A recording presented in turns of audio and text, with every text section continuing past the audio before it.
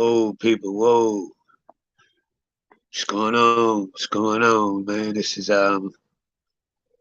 my very first YouTube live, man. I was tapping in, man, about to see how this go. Man, I wanted to this is gonna be a sports topic, man, because the Shakur Stevenson Oscar Valdez fight last night.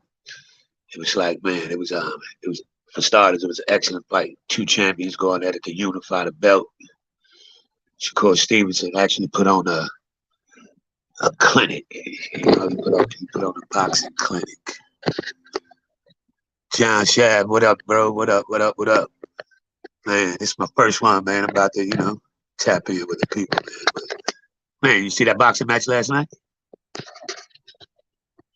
Definitely a classic. George Stevenson, man. He put on a clinic in a ring. But they was at the press conference. And even at the weigh-ins, you could tell both sides was about real close to have an issue. So then at the press conference, oh man, you gotta check that one out, bro. Shakur Stevens, Oscar Valdez, they unified yesterday. Excuse me. But at the press conference, somebody disrespected Shakur Stevens said, Mom, he runs off the stage up there with Bob Arum. He jets through the crowd. I mean, they having a fisticuff. They get into it with the police because the police and the security get all involved. What people don't understand is Shakur Stevens seemed real clean cut, but he plugged in with Rap-A-Lot Records, Lil J, which is like the black hand of a lot of stuff, So they was in that. It was about to go to another level, but I'm actually glad it didn't. But it's like, man, this brother had one of the best performances of his career. This actually put him in the front runner at the 130-pound division between Tank, him, Ryan Garcia, Devin Haney. I think this put Shakur at the top because as far as competition-wise, who they beat. But his whole shit got blacked out because of this little incident with the family. But it's like, man, they got you can understand it. If somebody says something to your mom, Dukes, you going. So you know what I mean. But it was already set up. The Spanish community was there for Oscar Valdez, real heavy, and in a lot of the platforms they was getting real racial in the comments and shit. So it was like it was tension there already. So and then after he beat the brakes off this dude because Oscar Valdez supposed to been the boogeyman of 130 division. You know what I mean? And Shakur been calling that nigga out since from the beginning, 4-5 wins ago. So you know what I mean? And it was an easy win. Everybody in the sports world should be talking about this, how he catapulted himself yesterday. But all you hearing about is how the brawl went. On one hand, you can understand it, but on another hand, he gonna have to separate himself slightly from the big entourage family crew because yesterday it got ugly and it's like that was blood going on over there. You know what I mean? So you willing to risk it all. Now what if Shakur would have swung and hit something? His hands is marked. They're illegal to be used in an open setting in the streets. That shit could have went to a whole nother level suing wise, but him cost him a lot of money, some other shit. You know what I mean? So they gotta watch it. I think he need to just maneuver around with how much family goes firsthand to some of them fights and shit like that backstage with him because it got real funky. It really did, man. But I just wanted to touch on that because it was like, man, I'm a boxing, I'm a sports guy, but combat sports, that's my league right there. You know what I mean? The MMA, the boxing, I really follow that. And it was like, man, this one, it put a stain where they're trying to make it stain his name when in all actuality, Oscar Valdez crew they was setting it off. He actually Oscar Valdez plugged in with the Canelo, the Rosario, whoever the manager do this. So they mixed in with the steroids. So they was pushing that like we gonna beat this cat even though he juiced up. Then the black and Spanish issue. So it was a lot of tension there already. Plus Shakur ain't give him he gave him respect as far as being an athlete, but he gave zero respect on the tip of like even thinking he was gonna have to worry about taking the L. he walked the dude for real. And it's like, man, for the performance that he did, he not getting respect from it because they're attaching him to hood niggas. His entourage, his posse, you know how they said he got a posse. His posse there set it off when all actuality, man, you disrespecting the elders, the elder queens, man, we going in. Mom Dukes get disrespected in any kind of fashion, you willing to throw everything out the window. So you know what I mean? It was like, man, you gotta understand it, but you also gotta business wise, you gotta start he gotta start thinking more in a professional manner. But Lil J and Rap A Lot Records, and they call themselves the mob, because they really is handling shit like that.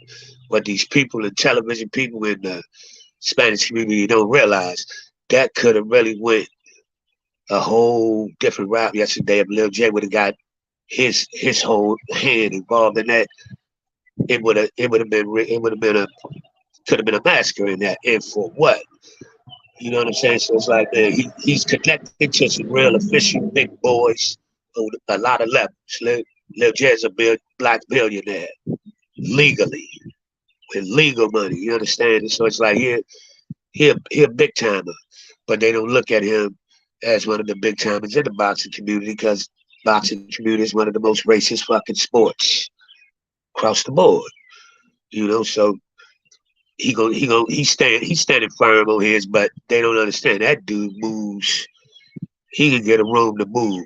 He could have put somebody on front line that would have went all in and took it however they wanted to take it. For real, for real.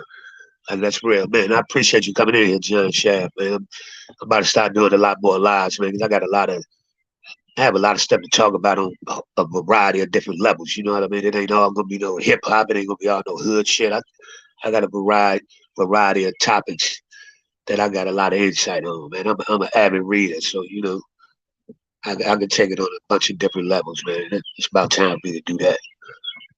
And in the process, you know, start for real telling my story and giving some in depth situations, people where it can be, you know what I mean, verified and tracked to make sure I ain't telling no lies. Because, you know what I mean, I have no reason to. I got people across the coast, East Coast, West Coast, Midwest, that vouch for every story I tell. And it'll be very unlikely that anybody that really know me in real life will come over here and try and violate me and have anything negative to say. I ain't never been no huff ass nigga. I don't do bullshit. And if I rock with you, I'm gonna rock with you till the wheels fall off. You know what I mean? If we come in together, we leave it together. Ain't nobody leaving this boy. And I always carried it like that everywhere I went.